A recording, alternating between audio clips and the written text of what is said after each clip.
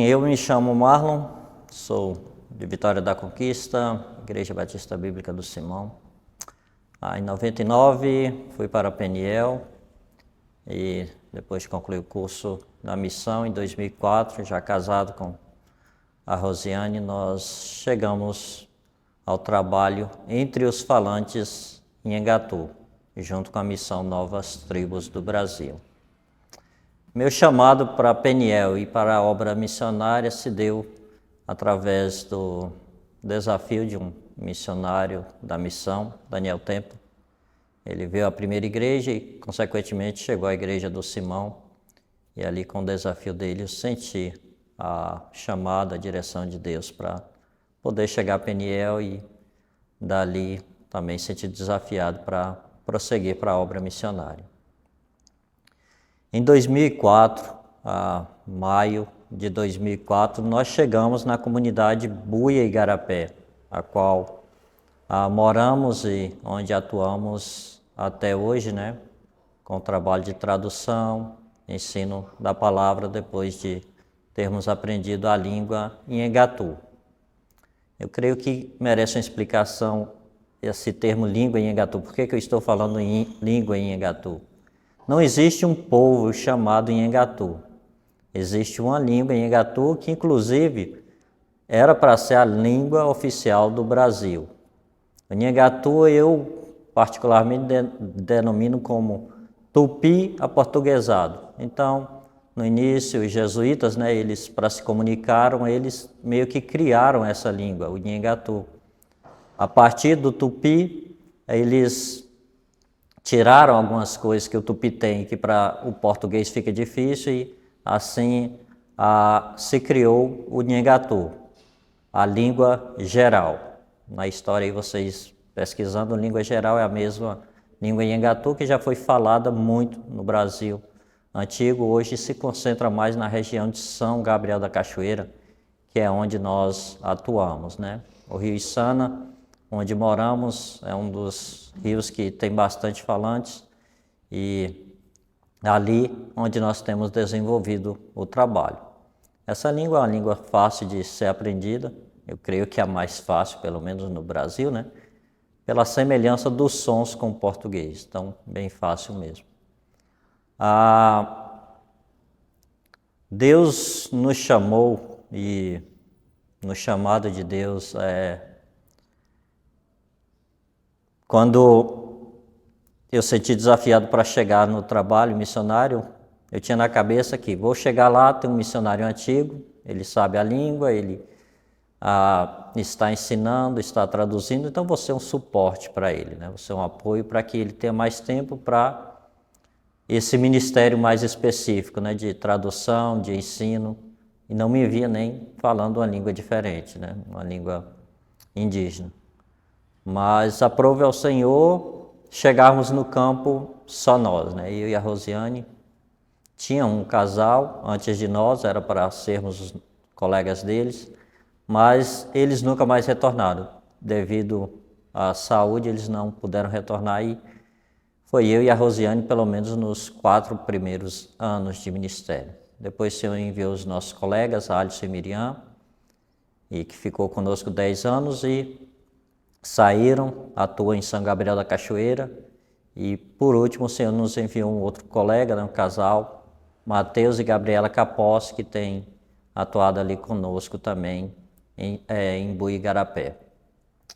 Algo que me marcou nesses anos e vendo o ensino da palavra de Deus surtindo efeito na vida dos salvos e amadurecendo, um jovem senhor da comunidade, ele estava com um filho recém-nascido. E culturalmente, o pai também tem que ter um certo resguardo, né? Devido a algumas crenças mitológicas, né? Se o pai fizer devidos trabalhos, isso vai afetar a saúde da criança. São questões espirituais, mas que são bem fortes para os falantes de Engatu, para o povo da região, mesmo os que estão dentro da igreja, né? E nós estávamos ensinando um pouco sobre isso, né? Confiança em Deus e que essas coisas o Senhor está acima de tudo isso. E, a uma certa altura, eu e o colega Alisson, nós estávamos num projeto de construção para uma sala para as crianças, onde hoje funciona a sala de escola, a sala para as crianças, a extensão da igreja.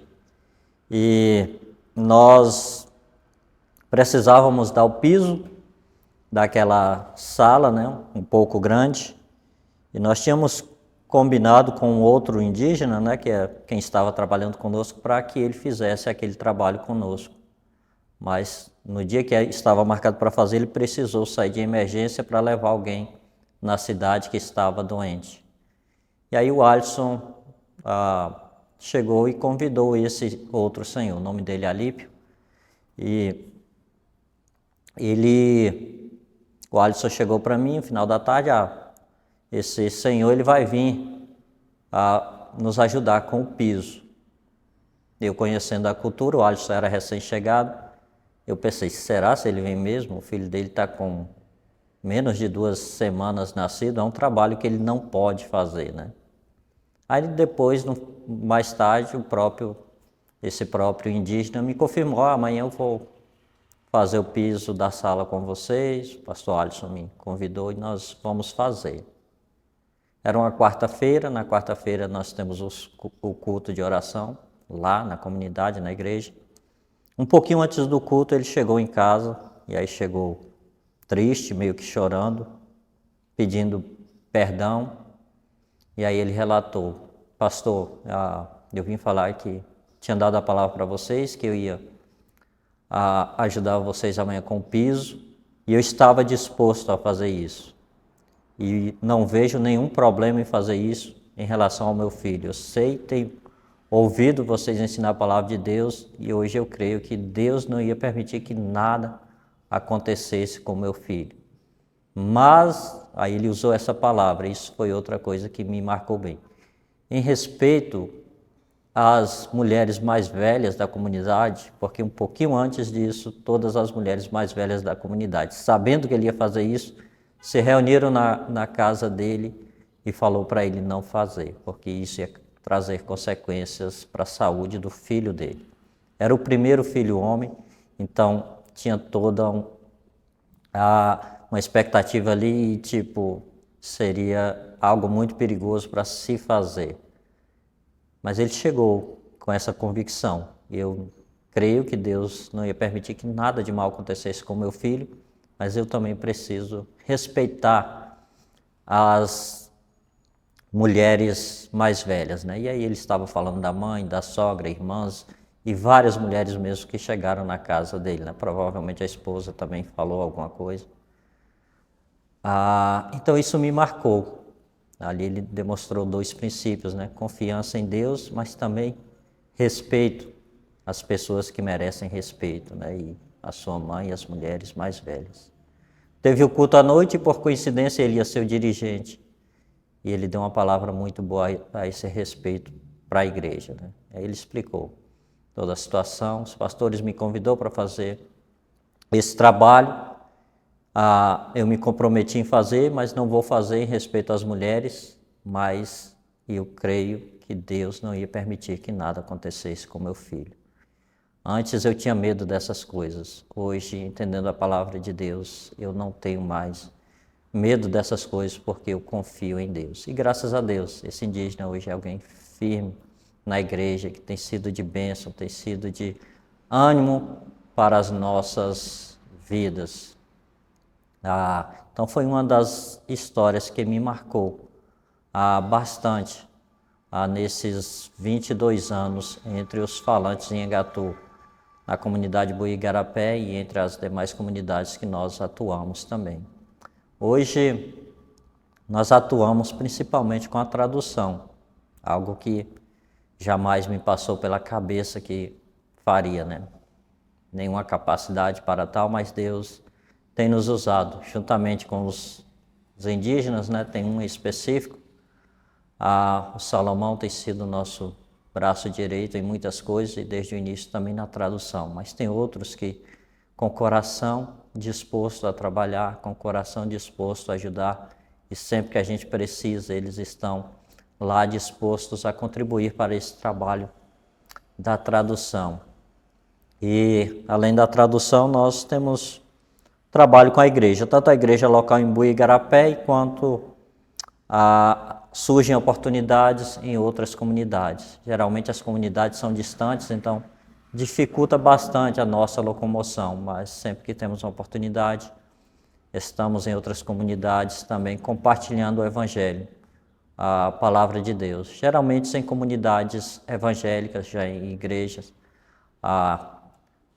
o Senhor tem nos usado nesse ministério, né, de fortificar esses irmãos que já foram alcançados no passado e hoje ajudar eles no crescimento deles, quanto a palavra de Deus, quanto ao ensino da palavra de Deus. E nesse processo agora da tradução, para que eles tenham mais da palavra de Deus. Existe já um Novo Testamento antigo que precisa ser revisado, e estamos trabalhando nisso, e também junto com isso trabalhando no Velho Testamento, né? Alguns livros, algumas porções, e o Senhor tem nos usado e nos abençoado nesse ministério.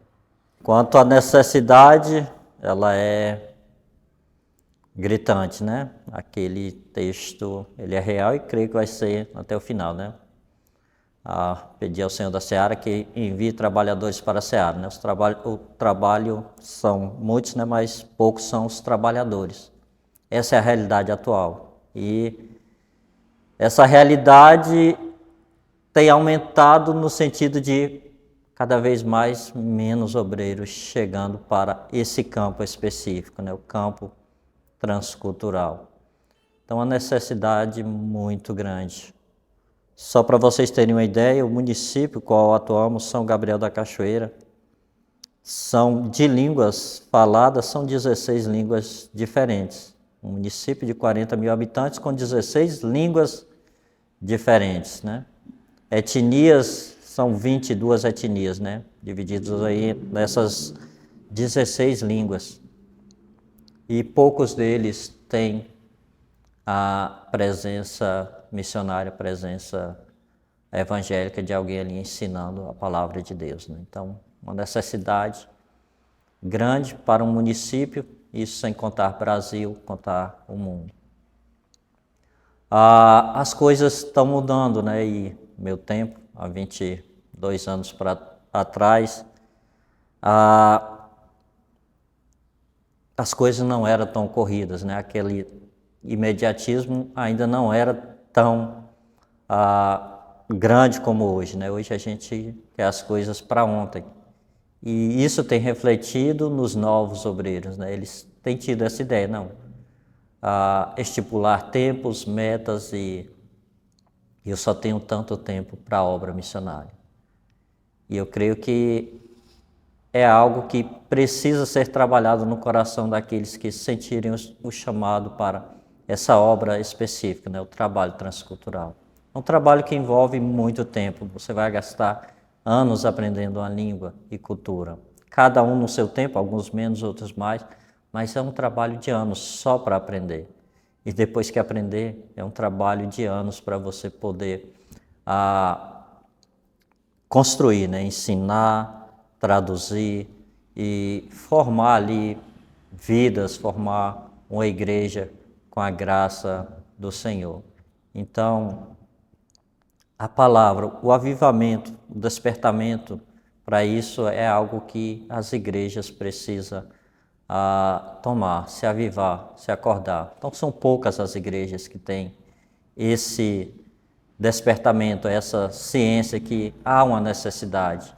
Há pessoas que ainda não ouviram de Cristo e precisam ouvir. Então, como todas as igrejas precisam desse avivamento, e não só os jovens, mas cada membro de cada igreja, né? Está atento para cumprir o que o Senhor nos mandou, né? Ir por todo o mundo, pregar o Evangelho a toda a criatura. Mas para aqueles que sentirem o chamado específico, ter isso em mente, né? Deixar Deus dirigir. Estar confiando na direção de Deus e no tempo de Deus. Não queira colocar tempo para Deus, não queira colocar imposições para Deus. Deixa Deus te usar. É o que tem acontecido conosco, né? Como falei, incapaz, na minha cabeça, na nossa cabeça, as coisas iam funcionar de um jeito, Deus tinha outros planos e Ele tem nos capacitado, mesmo na nossa limitação, na nossa incapacidade, Ele tem nos usado para ministérios que nós jamais pensaríamos em realizar. Então é Ele que capacita, né? Você só precisa deixar e confiar que Ele direcione a sua vida. E ore, busque a Deus, porque há necessidades. Há muitos colegas sozinhos, há muitos trabalhos sem ninguém.